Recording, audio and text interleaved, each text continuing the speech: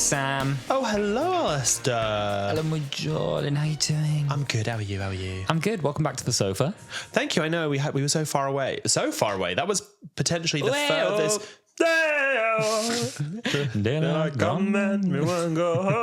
No, that was, I think last week's recording was the furthest away in distance we've ever done a Wholala recording from each other. It was. I was tucked in the cupboard. You were tucked in Portugal. Yeah. I didn't know that I was coming for a 10-hour blackout the next day. That would have made recording a little bit tricky. Yeah. For many reasons, it was horrible they went through it, but it was good that we recorded the day before. I'm a survivor. Oh, how was your trip in Portugal? It's lovely. I feel quite rested. I got back on the Wednesday and went straight into work on Thursday. Ooh. Don't recommend doing that. No. But you get to then call that a catch-up day. Oh, yeah, you're like, sorry, I'm just catching up on emails. I'm so sorry. How many emails did you come back to? The emails aren't the issue. Okay. I'm on Slack. Slack is a whole other beast because then you've got your like threads, your DMs, it's a whole other world. I have never worked in a world that works on Teams or worked on Slack. I've only ever worked in worlds that go by email. So my inbox fills up. But when people describe like Slack inboxes, I have no clue what you mean. I'm not going to lie. It's much quicker to get to people and ask questions, but this isn't. Sorry, what podcast is this? Hello and welcome to the Workplace Chat with Conrad and Wholala. Yeah, sorry about that. Anyway, yeah, Slack's great. How was Doctor Who for you this week? The episode? Yes. Well, you're asking me and you already know the answer because we've had our debrief. I'm setting the scene.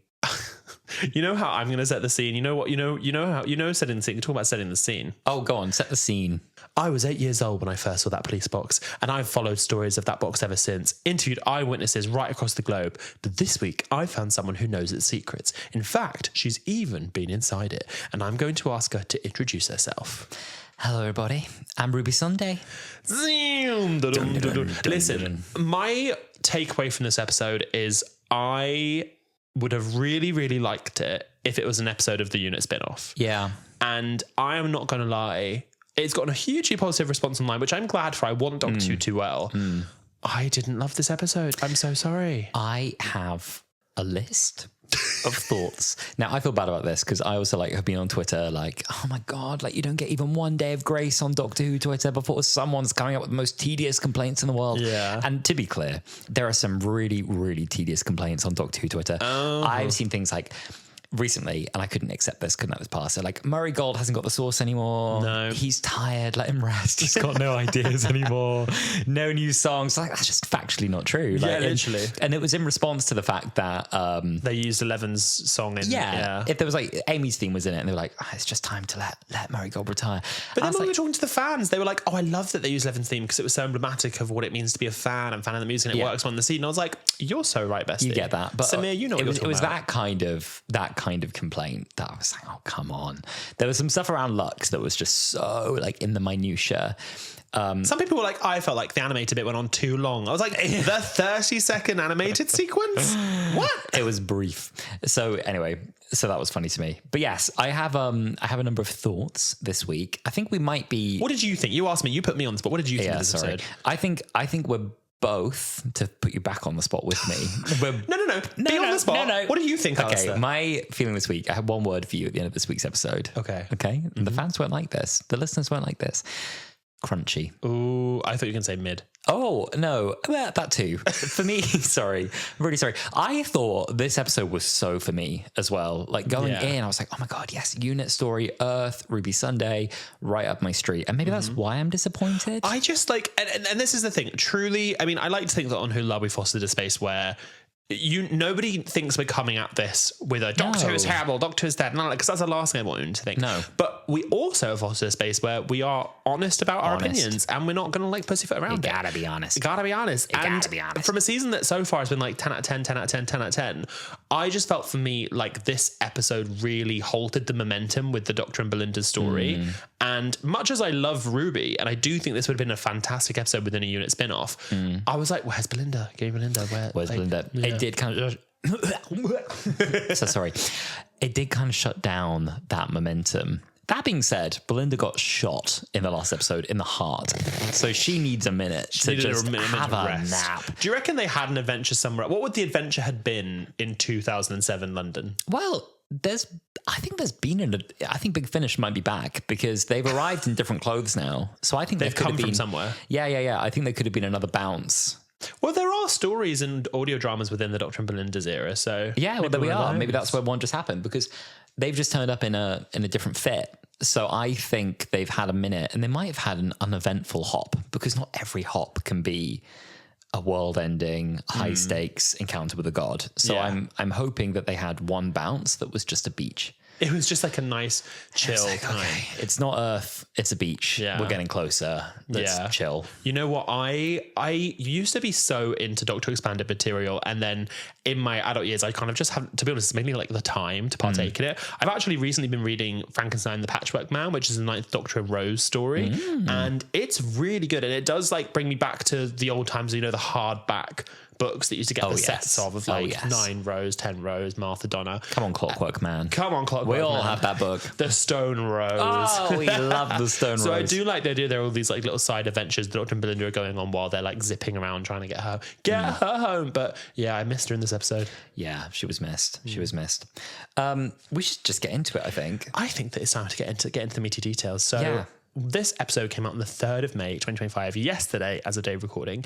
It was written by Pete McTeague, returning writer, directed by Peter Hoare, who'd previously directed episodes of The Last of Us and The Umbrella Academy. And for anyone who hasn't seen this episode, fair enough, it's only just come out. It's just come out, but why are you here? Why are you here? Why listen to this? We really should be giving spoiler warnings, but you know what? If you listen to this, be spoiled. That's on you. That's on you. You get a spoiler. You want spoilers? You die at 49 in a prison.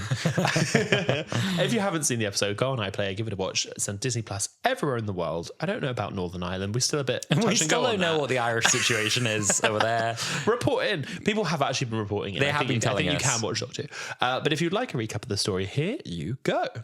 The Doctor and Belinda land in the TARDIS in London on New Year's Eve. They're seeking a new reading on the Vindicator when they spot a boy nearby. They ask him what year it is, and he tells them it's 2007. The Doctor gives him a 50p coin he found on the floor and tells him it's his lucky day, before he runs off to find his mum, who doesn't believe a word of it, and hits him. Years later, the boy, Conrad Clark, is now a podcaster. Oh, that's a coincidence. What coincidence? What coincidence? Now a podcaster fixated on what he saw. He's devoted his life to chasing stories around the mysterious blue box. But it's not the blue box files. And today, he's finally found someone who's been inside it. His latest guest is Ruby Sunday. Conrad recalls seeing the TARDIS again last year outside an abandoned building. Inside, he saw the Doctor and Ruby confronting a monster. He managed to get a photo of Ruby, and after posting it online, she turned up to speak with him. The two discussed the Doctor, unit, and alien threats most people never hear about. Later, Conrad invites Ruby on a coffee date, where she reveals the creature that he saw was a Shreek, and that when Conrad saw it, he was covered in a substance that marked him as prey. She gives him an antidote to protect himself. As their relationship develops, Ruby travels to the village of Coulson with Conrad's friends. While they're at the pub, she starts to notice strange power flickers associated with a Shreek. Growing uneasy, she calls Kate Stewart to report the signs, but Kate insists there's nothing to be concerned about. The only known Shreek is still securely contained, and scans of the area show no alien activity. Later that night, the power cuts out completely. Ruby and Conrad rush outside to confront the Shrieks, just as unit troops arrive on the scene, summoned by Kate. But the monsters remove their masks, revealing themselves as two of Conrad's friends. The whole thing has been staged, with phones already out and live streaming. Conrad steps forward, accusing Unit of orchestrating fake alien threats to justify their existence, wasting public money and covering up the truth. The footage goes viral overnight. Conrad becomes a media sensation, held by conspiracy theorists as a whistleblower. He's quickly released from custody and leans into the attention, leaking the names and addresses of unit personnel. Ruby's family is moved into hiding, and security is tightened at Unit HQ. But Conrad isn't finished. With help from a sympathiser inside Unit, he infiltrates the London HQ armed with a gun and demands a public statement. Reaching the top floor, he forces a live broadcast, calling on Kate Stewart to admit on camera that Unit has been lying for years. But Kate refuses. Instead, she chooses to reveal the truth in her own way by releasing the real Shriek that Unit had been keeping contained. The creature immediately locks onto Conrad, who realises that the danger is very real.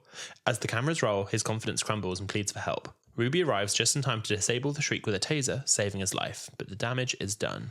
Conrad ends up in a prison cell. Suddenly, the TARDIS materializes around him. The Doctor arrives furious. You upset my mum. Disgusted by Conrad's lies, his manipulation of the truth, and the damage he's done to UNIT's work. The Doctor tells Conrad that by chasing clout and feeding public distrust, he's undermined everything the Doctor has fought to protect. He tells Conrad that he'll die alone and angry in a prison cell. Just as the TARDIS vanishes, the prison governor arrives to the cell door. It's Mrs. Flood. She introduces herself holding a set of keys. With a smile, she tells Conrad the same words the Doctor once did. It's his lucky day. Ooh, ooh. Now, before we jump into our thoughts, and we got thoughts, we reached out to you on all of our social media to ask what you thought of the episode, and here is what some of you had to say. Over on Blue Sky, Ethan, friend of the pod, said, I was actually gagged by how good that was. Easily Jim Redgrave's best performance as Kate, hands down. I love the twist so much considering how dangerous online disinformation has become and how brilliantly it answers why after 20 years, most new characters still struggle believing in aliens.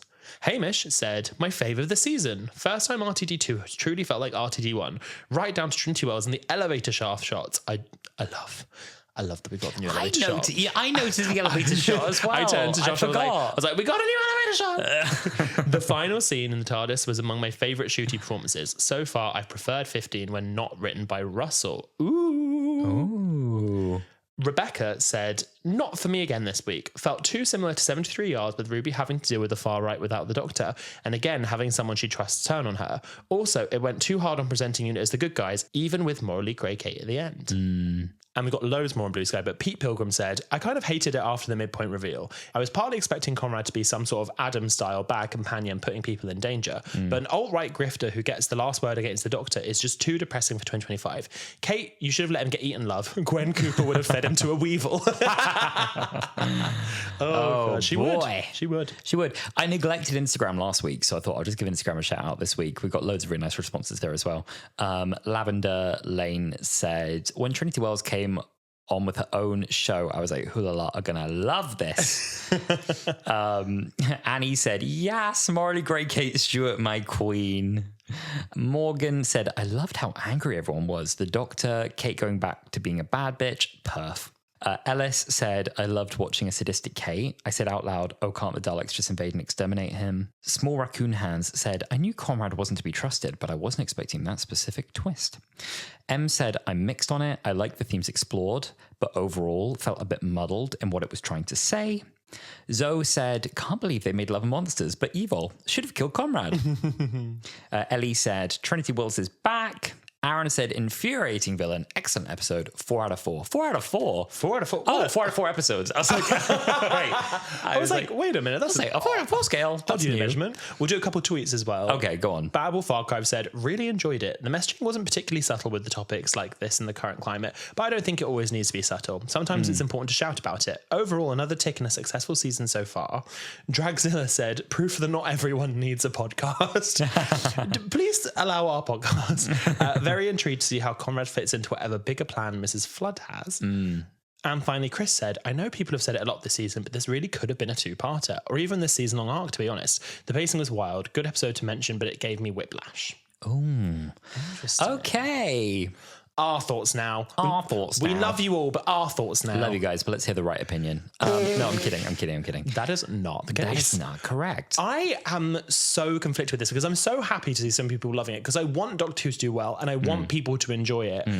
I just came away from this and like my main thought, I was like, beyond it feeling like a backdoor pilot for the UNIT show, I was like, what was the point of this episode? Because we know how great Ruby is. We had that in 73 Yards. So it's not like you're showcasing talents of Millie Gibson we didn't already know. It's really like holding the adventure of the Doctor and Belinda at a point where I don't think we have the leeway for this in an 8-episode series. We don't have time for this. Hurry up. And it's setting up a finale in a way that it feels like this could have been the utopia of how the series 3 had like a 3-part finale. But doing it in the middle of the season like this, I came away just being like, what was the point? It's two things. It's the UNIT spin-off setup and it's the finale setup. But it's done in a way that kind of crashes in episode 4 and says, here I am, the setup. Yeah. And it's not it doesn't integrate with the rest of the story, I don't think, very well. No. I mean, it's a look at like, it's kind of like what's happening back on Earth, but there's also a time jump. This is in the past. So it's not a live version of what's happening on Earth, is it? No, but this is the thing, and I find it like sometimes unnecessarily confusing. I think this is where Doctor Who falls off people, where the episode opens with the Doctor, quote unquote, present day with Belinda. Then we get I guess, quote unquote, present day Ruby. Like, I'm guessing this is set in like April 2025. Oh yeah, they could be now. Yeah, but then you get kind of past Doctor, which is after he's left Ruby, but before he's met Belinda at the end of it. So it's just kind of weirdly disjointed at times, and like in a way that I don't necessarily think Love and Monsters was. This did really feel like Love and Monsters, especially the scene. I love that that's the comparison point we're going to right away. Oh, honey, it was literally like one of my first notes as just said, this is so like, Love and Monsters. Love and Monsters, yeah. But it did feel like I kind of was like, oh my goodness, it would be cool if they did the Hoiks. Like I quite like that. But again, that's just kind of fan survey, I guess. But it felt like if Elton Pope from Love and Monsters became Lance from The Runaway Bride. Right. That's what it felt like for me. Yeah. Right. I see that.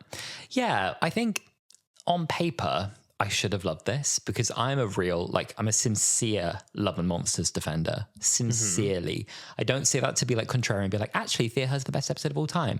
But like, I sincerely think there's so much heart in Love and Monsters. Yeah. And I think it's a really nice, interesting perspective on what happens to people who are like, have their lives touched by the Doctor in a way that isn't the companion experience. It's not the full deluxe. It's the Doctor was standing over my mother's corpse in the living room and it ruined my life kind of version of events, which is so much more interesting. But this is my thing as well, and I get this is deliberate, and this is why Conrad becomes so much more of an annoying villain, is that Elton, as a child, sees the Doctor standing over his mother's dead body, but he doesn't take that as, oh my God, the Doctor's evil, I want to kill him. Yeah. He takes that as like, who is this man? I want to find out more about him. Yeah. Whereas Conrad, just seemingly out of nowhere... Conrad said it's time to form QAnon. Literally, but he just like, nothing happened to him. He got given 50p as a kid. Well, not that we know. I think there's more to this story. The Doctor didn't wrong him. Like, all that he's had, quote unquote, wronged him, because obviously we saw that his mother was probably abusive, and that is horrible, but I don't quite see the link to the Doctor with that. Then he bought his mum a house in France. I'm confused by the relationship with his mum. His motivation's all over the shop. I'll start with a few positives about the story. Okay, because my list of queries is significant. Yeah. So the positives. I like that we get the Morley Grey unit because I think we both asked for this for a period of time. And whenever I've imagined my like, what would I do with Doctor Who? I've always imagined, not that I should be ever given the keys to do this. I've been very clear about that.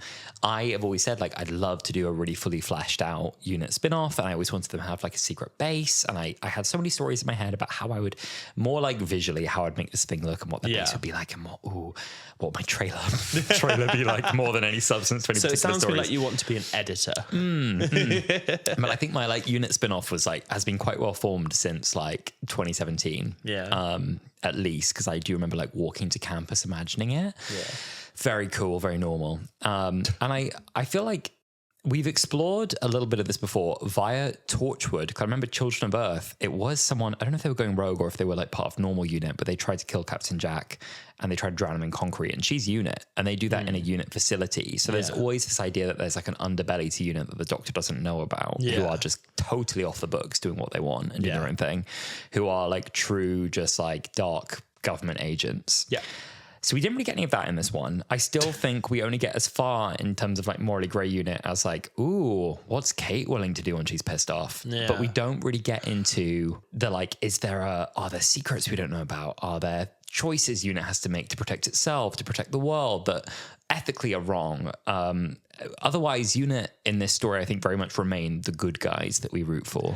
With Kate, and again, I love Gemma Redgrave and I do love Kate Stewart. I think one of the things I love the most in this episode is how much of a mother figure she plays with Ruby, because I kind of assumed that Ruby was going to be working She's got two. She's you don't need another one. You collect another one. Yeah. That was funny. But I kind of assumed that Ruby would be working with unit, but she's not. She's just like kind of relying on them for support. And I think Kate is the one mainly giving that support. Yes. And I do love that we get to see Kate in a kind of mother figure role. Yeah. And then you get that funny line from Shirley Bingham about it. And I like seeing the antithesis of that Kate, who will be on the phone with her at any time of the night, just sort of giving her advice. And then the Kate who's willing to let this alien loose on this boy that's pissed her off. Yeah. I don't necessarily... It makes me question, which is maybe the point, whether Kate is the right person to be like the overall leader of unit. Like, should unit have like one leader, or should it have like a board of governors? Yeah. Where like she was the lead scientific officer, I think, when we first met her, and now she's like the leader of everything to do it. She is unit.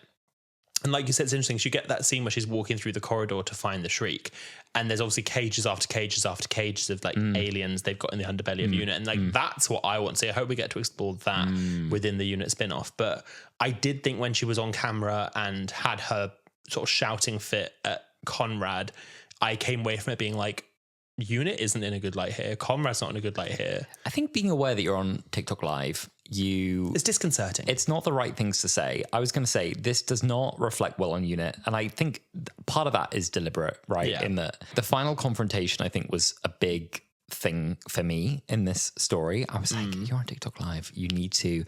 She's a statesperson. Like, she represents a ginormous organization that at some points in time, where Unit's power structure is really complex and unclear, because it's like, does Unit get run by Kate, or are there like national Unit represent? Like, is there a US unit, a UK unit? At least they previously have, like, in Journey's End. Yeah. There's, or like, is she the head of? Because they're no longer. This gets more complex. Obviously, it used to be the United Nations, and then the UN said to Doctor Who, like, don't do that, and they became the United Intelligence Task Force. Oh, that's a real BTS thing. So they used to be the United Nations Intelligence Task Force, and then they became the United Intelligence Task Force. And then the U and the N is United. The UN is now just one thing. It's just, the UN's for United. Right. When was this? I think in 2005 when it came back, they were the UN. Yeah. And then the UN, I think, took issue with the BBC calling them that. And they were like, no, we're not. And I don't know why they would have been like, actually, we don't deal with space pigs. Can you delete that, please? Yeah. So they changed it. Anyway, power structures aside. Yes, the other funny thing is as well, like, not only does Kate centralize all of the power in Unit and call like every decision and have absolute control of the entire organization, which is an issue in itself and something they probably should have criticized. Yeah. But they don't. And maybe they will in the spin-off. She does not, I think, behave in a statesperson-like way on TikTok Live, because the bit where she's like, put that phone down. Geneva is obviously tuned in, and they're watching her release over the skies of London an alien where Shirley is also on camera. Let's assume they can all be heard. Let's assume the mic is good on his little webcam, his little GoPro. Let's assume they can all hear. She's like, whoa, that's going to get out. And she's like, no, it's fine. I'll get him first. Don't worry about it. And she's like, oh, get through the vents. Like, no, don't worry. Not while he's here. Yeah. And I'm like, well, when it's done with him, it'll get you. Yeah, literally. Anyway, they've got guns. Obviously, they're like, it doesn't matter. It's fine. We'll shoot it down. Yeah. But yes, I think some of this is deliberate in that in the Unit spin-off, I think part of what will now be the case is that there is a split public opinion on Unit, because there's been this outburst. We understand Kate's intentions going into this, but the public will be like, well, you released an alien on that boy, and for us he's a hero, and for you he's a bad guy, and who said you can do that? And I hope but at the end it said hashtag I stand with Unit, so it's all fine. I think they said it went two ways, right? They were like, we're starting to see hashtag I stand with Unit bubble up, and hashtag hot taser lady. And also there was this, right? Like, that felt very Stephen Moffat. Oh God. I'm getting into these points a bit prematurely, but the whole depiction of social media in this episode I found really difficult to get with. Like, there was a lot of hashtags in this episode, and hashtags haven't really been a thing for quite a long time. Like, very occasionally there's a hashtag on, like, a hashtag Doctor Who. But in terms of, like, a trending topic no longer has a hashtag associated with it. But in this, they'd go on TikTok, the general public, and they'd have like hashtag Unit lies on their TikToks. And I was like, why are you putting it in the video? Why is it text in video? You don't need to do that. That's not helpful. It does feel like at certain times in shows they design what social media, and obviously there is an element of like you can't use real social media in a lot of things. But the thing that got me was podcast cam. Podcam when he's recording the podcast, like podcam, and I'm like, okay, right. The podcam angle's horrible, by the way. I mean, our angles aren't great, but his podcam not great. And he had the floodlight like behind them, facing the camera. Right. Okay, let's go to here then. How do you feel? Did you feel seen? Is this fucking play about us? How do you feel about them, Doctor Who addressing the true villains of the universe, podcasters? You know what? Lovely idea. I think they did the podcast much better than we do. Redacted. Oh my God, it was so good. Okay, lovely. If anybody here hasn't listened to series 1 of Redacted, I'm not gonna lie, I've not listened to series 2 because they changed the whole creative team, but series 1 of Redacted is a Doctor Who sort of spin-off podcast show, audio drama show set during Jodie's era, where you're following essentially what Conrad's doing, like the Blue Box Files, where they're trying to find out information about the Doctor on their podcast, and every week they bring in a different person from the Doctor's world. So Penny Carter comes back, and the guy who was working in the Royal Hope comes back, and they end I up consider this canon. No, me too. Jodie's in it at the end. Yeah. The one thing I don't like is they recast Madame Vastra, but that's beside the point. That's fine. Anyway, but I agree with you that I think that, and maybe it is just because it's done in audio format, but that does podcasting so well for Doctor Who. And I just felt like in this, with all of our masses of experience in podcasting, wasn't the most realistic view of an independent person, like a conspiracy theorist, making a Doc 2 podcast. Like for Love and Monsters, and I know I keep comparing it to Love and Monsters, but that's because this is the closest, it's a Doctor-like episode about a group of people who are obsessed with the Doctor for one reason or another.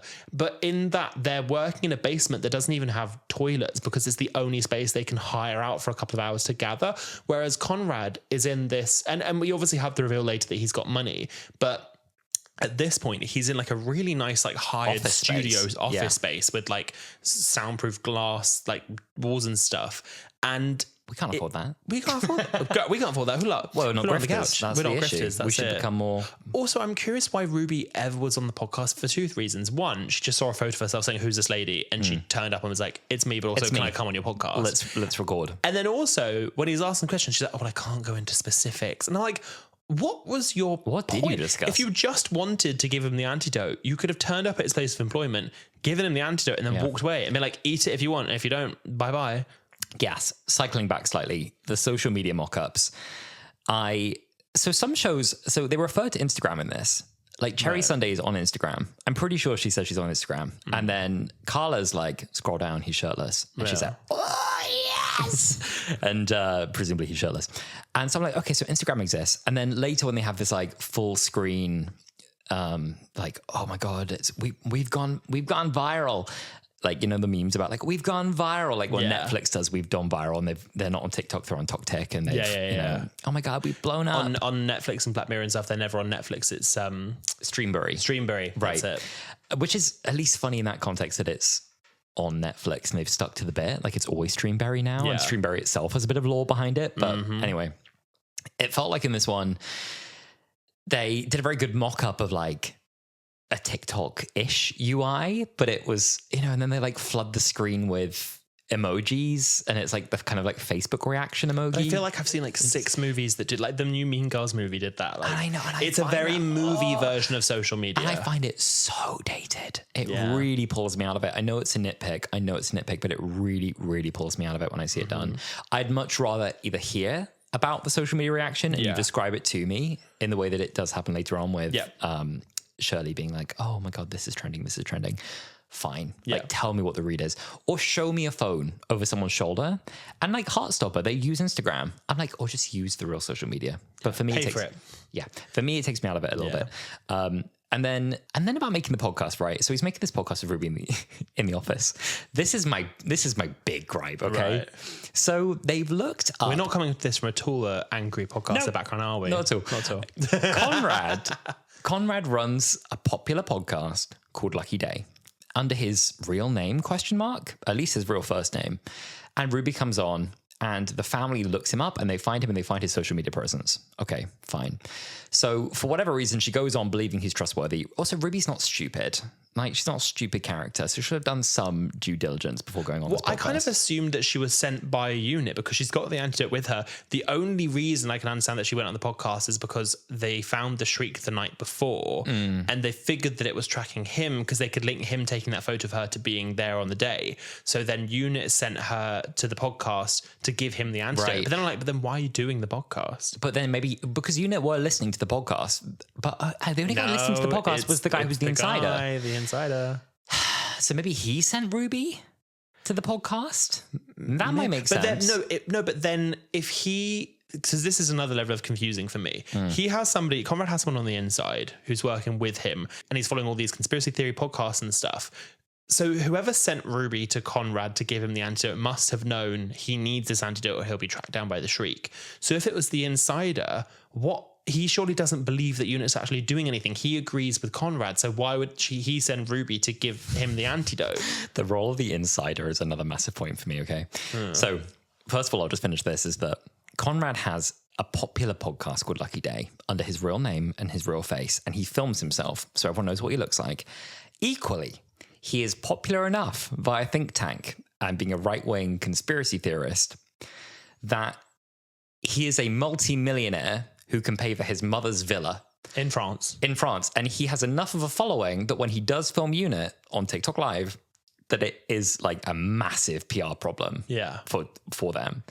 So I'm like, how are you both? How are you both? How are you equally doing a series of TARDIS stories, bringing on like this week Melbush, this week like it's Joe Jones or whoever, and then like at the same time you're running Think Tank, being like, we've been saying this for so long, Unit lies.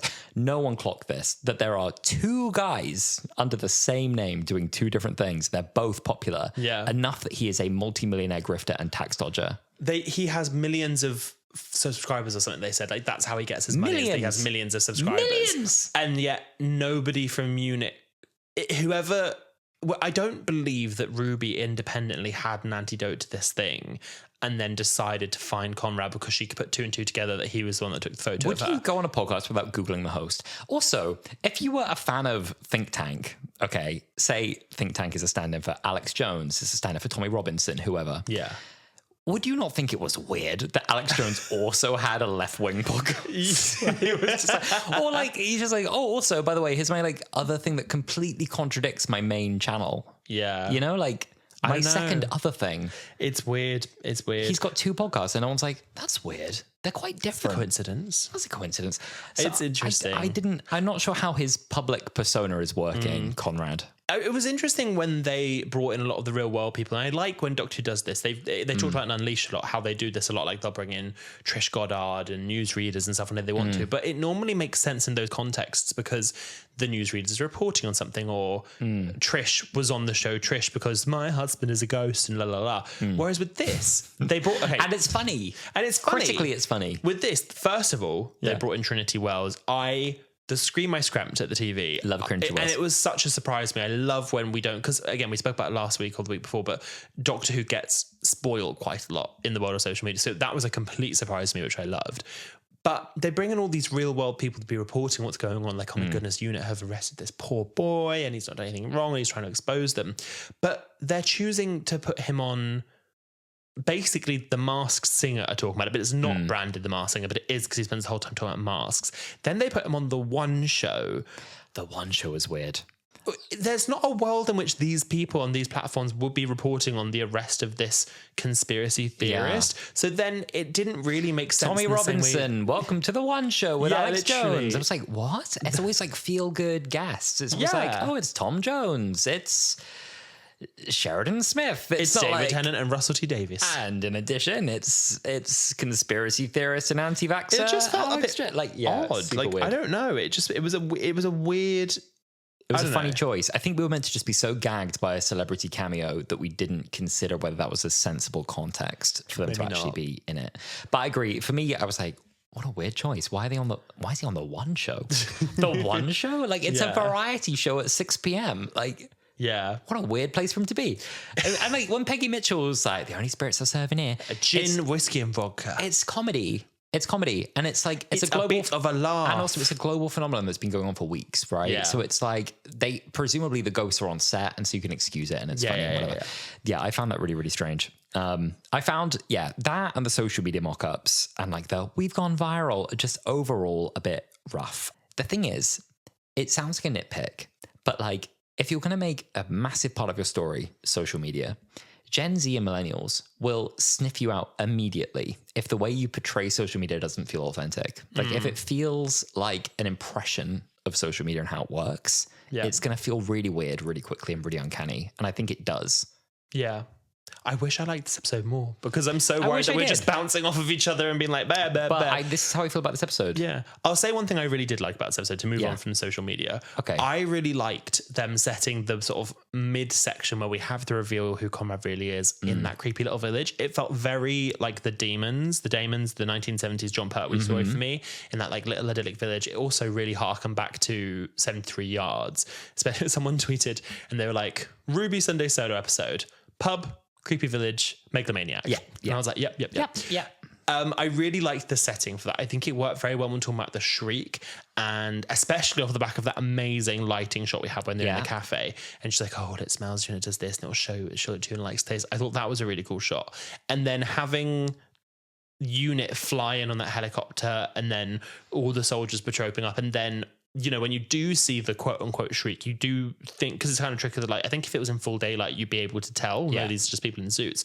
Whereas having it be revealed, and then Ruby being the one to be like, wait a minute, that's not right. Yeah. I thought that was a very interesting scene. Obviously, there's like nitpicks with the whole episode, but I thought that and setting that in the village and having the pub scene where the electrician's gone missing and they're trying to figure it out. There's that clip of being like, all right, big man, or you go out, see what you want to do. Yeah. I overall really liked that section. Yes. I have 3 comments immediately. I'm really sorry. I'm really, really sorry. I could be dishonest, but this is where I'm at. Okay, big man, go outside, get some fresh air, see what happens. And then she does. She does it. She brings a stick. She's like, don't be so stupid as to go outside. Yeah. She goes outside. What was her plan with that stick? To impale the Shreek in the head, I presume, rather than just call back Unit and say, no, by the way, it definitely is here. Yeah. Please come. Second thing, Unit's landing. I'm really sorry to say this again, but I saw the behind the scenes of how they filmed this, and they had a real practical helicopter land on a football field, and it looked incredible. It looked beautiful, and it was this big aerial shot of it happening. It looked so good. In this moment for me, it felt like they had maybe 10 shots that they really, really liked of jeeps arriving, planes landing, and they were like, use them all. Use all of them. Really? I didn't have any problems with that scene. I thought it was really cool. Just for me, it felt like then, for me, the editing was very choppy and was like, it was like they were on an empty street and suddenly Shepherd's Boy. And I was like, oh, Jesus, like Unit's here, I guess. And it was just like, suddenly they were there. Second complaint, the entire Unit team from the control room turned up. Kate doesn't need to be there. Shirley doesn't need to be there. Deploy a remote team. If you're an Exeter or wherever you're meant to be right now. But she cares. She's a mother figure to Ruby. Like, she cares about Ruby like a daughter. Like, she wants to be there to look after Ruby. That's a good excuse. She wouldn't have normally come, but she did because it's Ruby. And she brought the best of the best. And I think the people in the control room team are the people she considers best because she's like, Ruby's in danger. So who's in the control room? Harriet Arbinger, I don't know. Susan Triad. Susan's been woken up and sent over to the tower. She's like, I'm just usually making the teams. She lives downstairs. She lives on floor 300 and she's gone up to 599. Okay, fine. And then the final point, I guess, about that is, and it's quite a major point, but the kind of gotcha that is pulled off here by Conran is like, aha, we called you out to our prank and you responded. Therefore, you're faking. They're like, our job is to turn up when we think there's a potential alien threat. Yeah. And he's like, look, staged an alien threat that was believable enough that we came to protect you from it. Yeah. And he's like, there you go. Look at that. My monsters are fake. Therefore, Unit is fake. Therefore, by the way, Norman Price has exposed Fireman Sam any number of times through fake phone calls. By the same logic, any number of, like prank calls are exposing the services who respond. You're like, so when the boy who cried wolf, why are you mad at the shepherd? Right. Like, I truly at that moment where it was like, whoa. We did get a fun reference to the Cyberman Sycorax and their Yeti. So to go back to kind of what I was saying at the very beginning of this, I feel like if this episode was in a Unit spin-off, I would love this episode a lot more because it is an interesting Unit story at its base. Like, what if the public turn their back on Unit and decide to go away from that? And again, I'm not saying that this is a perfect episode within that, but there's also a line actually before I go on to this point about how they say that Mel's not available. She's at Sydney Harbour because there's something with the water. War between. But I feel like there's stuff here that sowed the seeds of the Unit spin-off. And I feel like if we got the Doctor's... So the Doctor has what I would say is like a cameo in this episode at the end. Yeah. One that is not the present day Doctor like with Belinda. It's slightly earlier than that. I'm assuming sometime between Joyce the World and the Robot Revolution. That's when this Doctor is. But it felt his cameo felt very like how 12s did in class, where it isn't quite, it is kind of like the you upset my mum scene in Love and Monsters, for me to keep bringing back my favourite episode. Yeah. But it didn't feel like it was an episode of his show. It felt like he was popping up in another show. Yes. And it's interesting. This is clearly setting up the finale. There's that line where Conrad says, I don't accept your reality, Doctor. I reject it. And I'm like, oh, reality. The reality war. Oh. So that's where we're going with this. But it did just feel like this episode would have fit a lot better.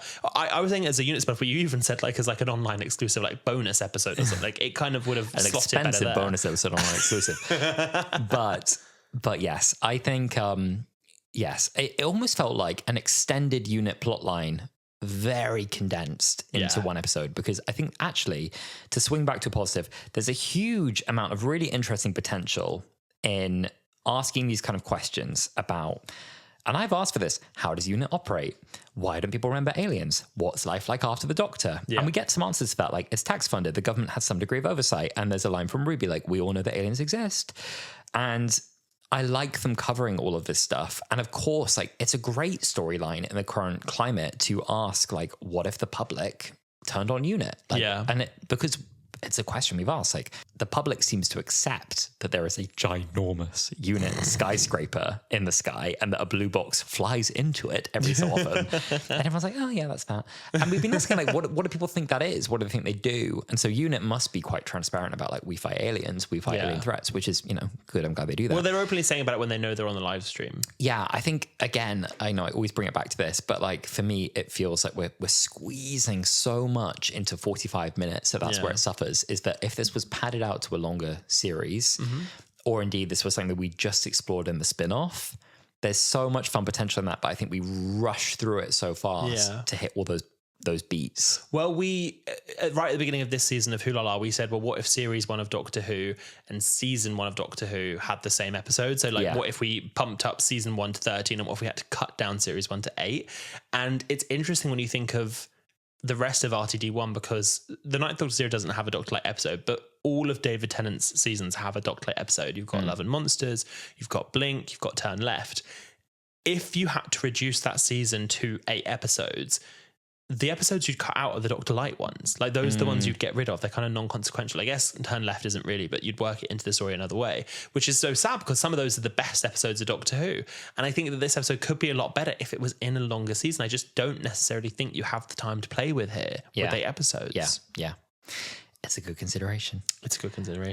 So to go back to that Doctor bit that I was saying about before, it's interesting, the TARDIS projecting onto it. I kind of wondered if it was like a psychic projection more than the TARDIS like physically landing on him. Maybe just because it looks different, but like that's, you know, by the by. I thought it was really interesting seeing Ncuti have a real angry Doctor moment when none of his friends are around. Because I think it felt very like, I keep wanting to call it A Good Man Goes to Town. It's a town called Mercy. A Good Man Goes to Town. A town called Mercy, when the Doctor like really like attacks somebody verbally and like he really lets his anger out, and then Amy says to him, this is what happens when you travel on your own for too long. And this is a Doctor who has left Ruby, or Ruby's left him, and he doesn't have a companion. And he tells Conrad flat out, right, when he finds out what Conrad has done to Ruby and his friends, he says to him, like, do you want spoilers? You're going to die alone in a cell at 49. You won't have a burial. You'll just be ashes in the wind. You'll have a heart attack. You'll have a heart attack and you will die. And it's interesting because I saw some people, I really like that scene. I saw some people saying it didn't feel very Doctor-y, but I think it really felt very Doctor-y. It's just not who the Doctor wants to be. It's around who the he, companion. exactly. Like, if he had friends in the room, like Kate says earlier, she's like, I'm glad the Doctor's not here because he'd stop me doing this. I think in that scene, the Doctor would have probably been like, I'm glad none of my friends here because they would stop me doing this. Yeah. Also, like, Ncuti plays it perfectly, like so perfect. There's not even a question about that. Like, pitch perfect. There's such a great righteous anger. Even the way that he lands, pokes his head around the console and gives him a big grin. Yeah. And says, you need to be very special to get in my TARDIS, but you're the wrong kind of special. And then it just builds and builds and builds and builds until it's like, you know, he doesn't shout at him. Nope. No. That's the worst thing about the Time Lord. He never raises his voice, never shouts. No. And then that snap and he's back just reminds Conrad, I'm in charge. Exactly. You're not. I have had enough and you can shut up now. I really like the message that's being shared. I think it's a good message. And I think the intention of RTD and Pete in writing this story is good because of what RTD explained in the behind the scenes, which is like, you know, people like Terry Nation looked around when they created villains like the Dalek, and they created them based on what they saw to be the big issues of the day and how Doctor Who should tackle those on TV. And I think that's really positive. So we end up with this story, which is kind of about, it's about misinformation. It's about these grifters. What about Mr. Information? Mr. Information. Yeah, he's not available for this one, but misinformation. Misinformation, it looks at kind of like anti-vaxxers, it looks at conspiracy theorists, things like the Sandy Hook conspiracy theory, like did it really happen or not, these kind of things. A bit of a mashup of Alex Jones of InfoWars and not the one show, but a weird coincidence. There's two Alex Joneses in this one. A bit of a mashup, like GB News type characters, Tommy Robinson characters. It did feel like the story was written in service of the final monologue to enable that point to be made. which ultimately I think is a good thing. But it felt like everything was around allowing the Doctor to give that character a dressing down. So it was a really strong final speech, delivered well, written well. But I feel like it was another one of those episodes where the Doctor gives a very good speech. The message is positive, but I can hear the writer's voice behind the curtain through the Doctor in a way that I don't think I should. I feel like I should be able to hear the Doctor and not hear. Have you noticed that a bit more in Rashootti's era? I think I have. I think I can hear Russell sometimes. Through Shooty. Yeah. And I don't hear the Doctor sometimes. And I think it's that thing where it feels like the villain is created to exist as a metaphor. Or exist as a mouthpiece for a viewpoint more than a character in their own right. When the Doctor is talking down Conrad, I don't hear Conrad getting a telling off. I hear the metaphor. I hear who he's talking to and the type of person he's talking to more than I hear Conrad. Is that a good or a bad thing? Like, I don't know. It's not necessarily a bad thing. It's just, it's not necessarily a bad thing. It's just an interesting observation. You know, it's lovely. It's passionate, but it feels like the villain isn't always a character in their own right as much as they're also a stand-in for the people that he's talking to, the type of people he's talking to. And then it kind of exists to give the Doctor that opportunity to say what they want to say. One thing I found really interesting about the writing in this episode is Conrad is a dislikable character. We are meant to not like him. And we hate him. And we hate him. So it's successfully done. But there's things he says, even like before we have the reveal when he's meant to be siding with Ruby, where I'm like, you're writing this person like a child. And I don't know if that's deliberate. So it's the bit when he doesn't have the antidote and he's like, I wanted to be brave like the Doctor. And I'm like, are you putting on this shtick because you think Ruby... Because I guess if I want to deep it, he thinks Ruby is a child. Like he says to like, the grown-ups are talking. And so are you trying to like down talk her because you think she's really childish? Or like, is this just written in an oddly childish way? Like, I don't know. There was a few moments in this episode that things were written where I was like, that's interesting. I think that's him playing a part, isn't it? I reckon so. Like the Doctor. I think he's playing naive for her. I guess so. Yeah. It's interesting. Yeah.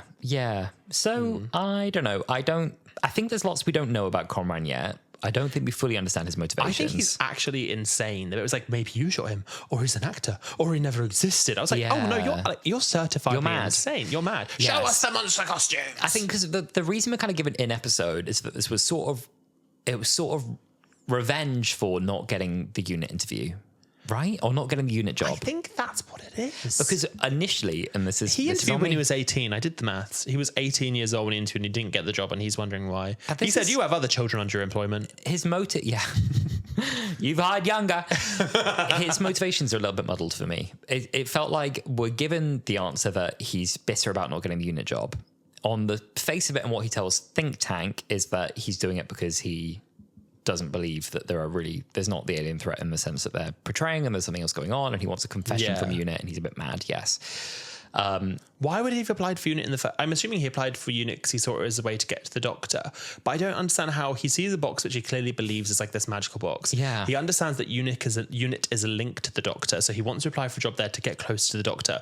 UNIT don't hire him, so now he's decided that none of it was ever real because he didn't get the interview. But I think he does know it's real. We're meant to believe that he's lying because when he enters the TARDIS... Because he wants revenge on UNIT. I think that's why. But why does he want revenge on UNIT? But what's the Doctor done then? Unclear. The Doctor gave 50p. But that's what I mean. That was a lot in 2007. But I don't think we know everything. 50p was a lot. You get a lot with that in 2000. You get a bag of sweets for that. Do you know that a Freddo is now £1? You could have got about 3 Freddos in 2007 for that, couldn't you? 2007, you could have got like, wasn't it like 17p a Freddo? I could put down a nice little mortgage there. But this is what I mean. I think he knows that because when he enters the TARDIS, he's not phased at all. He's like, I'm in the TARDIS. Yeah. He doesn't even look around. He pretty much is locked on the Doctor the whole time. That's why I'm wondering whether it's like a psychic projection and not like he knows that it's not real. Do you know what I mean? Maybe. I don't know. Yeah. And it's fine to be left with questions. We said this the other week. Right. Like, it's fine to be left with questions at the end of an episode when it feels like it was deliberately unanswered. And do you know what? I think a lot of this is deliberately unanswered because I've got a feeky snealing that this isn't the last we've seen of Conrad. I don't think it is. I don't think it is. Can you imagine if it was? Can you imagine they did bring him back and it was like, that wasn't anything, by the way. Well, we have Mrs. Flood. Well, actually, I say before Mrs. Flood, Think Tank you pointed this out and then I looked into it. Think Tank is somewhat of a returning thing from Classic Who. In Robot, which is the first episode of Tom Baker's era, the Brigadier and Sarah Jane are talking, and the Brigadier, I believe, is one that references, think tank, that other research group. And somebody online said, I can't say whether this is true or not. Don't believe everything you hear on the internet. Oh, yeah. That is the motif. Yeah, the motif of music that happens when it's revealed that Conrad's working for Think Tank is the same motif that was used during Robot. I don't know if that's true or not, but I thought that was interesting. It's a bit like when they brought back the Macra. Nobody knew who they were. That is what we call a harmless piece of misinformation online. Thank you. You can share that one safely. You're allowed one of those a week. One that I've cashed that in. Cashing your weekly misinfo. Yeah. One thing that isn't misinformation. So when we have the Mrs. Flood reveal, there's like a weird little nursery rhyme, almost like chime of London bridges falling down underneath her reveal. I did like her line though, which is like, not big on the inside, in it. And I was like, she's been in a TARDIS. She's well, there we are. Or she is, I think she must be a god because she can move between times, be any character. Yeah. She is so familiar with the Doctor's story. Yeah. I truly don't know. One thing I feel confident in now is that she's not the Rani. No, I don't think she is. And if she is the Rani, I think that's a disservice to who the character of the Rani is. If she's the Rani, it's over. It's over. And I want the Rani to come back. But this isn't the Rani. Her. No. This isn't her. I do believe Mrs. Flood is... is she either going to be somebody they've built up or a returning character? I don't think it's a returning character at this point. Make her someone new. Make her Mrs. Flood. Make her Mrs... I'm exactly where I said it was. Make her Mrs. Flood. Just Mrs. I'm little old me. Well, Alasdair. Off the back of this episode. And I also, just to the listener, I know that we harbour a very positive space, and I am sorry. Like, I genuinely am sorry that we are like ripping into this. We're not even in a bad mood. We're not. We're in a very good mood. We love Doctor Who. On. And I know so many people love this, and I don't want anyone to come to the end of this episode and be like, oh, they just hated this. That was really annoying, because there's a larger puzzle that we're unpacking, and I do think a lot of this will become clear in the finale. Yeah. And then I think even more so there'll be layers peeled back in the unit spin-off. Well, so you know what we're doing? We're reacting. We're not reviewing. We're reacting. Period. I just think that I maybe went into this with higher expectations of what it was for me. And I'm really curious. Please let us know, tweet us, post us, like what it is about this episode that connects so much with so many people. You can always send us voice notes at wholapod@gmail.com. Contradict us, please. No, I want to be confident. I want to know. So please, I want to have an open discussion about this episode because it is quite rare. Honestly, what often happens is me and you, if one of us like hates it, the other will love it. And it's really unusual. This has probably never happened that we both said this has never happened for a new episode. No, it's just so rare that we are both on the same page in a negative way. Yeah. And I don't want this space to be too negative. So I really would like to hear what you think about it. We're in for a corker next week, I'm pretty sure. Oh, so. I agree. But speaking of corkers, I've got a little game off the back of this for you. Oh! It's a little game called Camp or Down. That was my loudest in a while. I might have clipped the mic. Sorry, everyone. It's all right. Just energetic. Now, for anyone who hasn't listened to episode Who Love For, hello, hi. We like to play a little game called Camp or Down, where we look back on moments in the episode we've just watched and we say whether they are camp or whether they are down. Would you like to play? Yeah. Ruby collecting mums, camp or down? Collecting mums, very camp, very collecting mums, and as far as we know, all of them heterosexual. Unusual. That's not true. No? That's just like outright not true. Who's not? Her adopted mum is not my mum's girlfriend. She used to love the Beatles. I forgot. That is just like outright not. I didn't remember that at all. That's your one misinformation of the week. God, I didn't know. Okay, fine, yeah. Carla Sunday. Is she? LGBTQIA, mama. Why did I miss that? She talks about a girlfriend in the second episode of last season. Good for her. Good for her. You know what? Then we are back. Even more camp. It was camp already. Now it's really camp. 1 lesbian, 2 straights. Campity camp. Campity camp. The governor. Camp is your lucky day. You know what? When she's like, big on the TARDIS, in it. Like, I think she was fantastic. I think she's a unique talent, Anita Dobson. And is the bit getting a bit old? Yeah. But I think she's an iconic character. She's one for the ages. She's brilliant. I agree. And finally, the return of Trinity Wells, camp or down? Camp. I have some notes about, I think, caveat. I'd like them to dial up Trinity Wells. I am anti-Xanax. Zdex. Xanax. She would be pro Xanax. She was anti Zdex. Zdex, yeah. I'd like them to make it bigger. with Trinity Wells. I'd like her to have really, really fallen off and be selling like weird supplements at this point. And I think as well, like one small thing, but a thing is I'd like them to not be filming her on cinema cameras. I want her to be doing it on those janky GB News webcams. Yeah. I want it to feel cheap when she records. She's got funding behind her. Yeah. She's funded by the right. She's funded well. Yeah.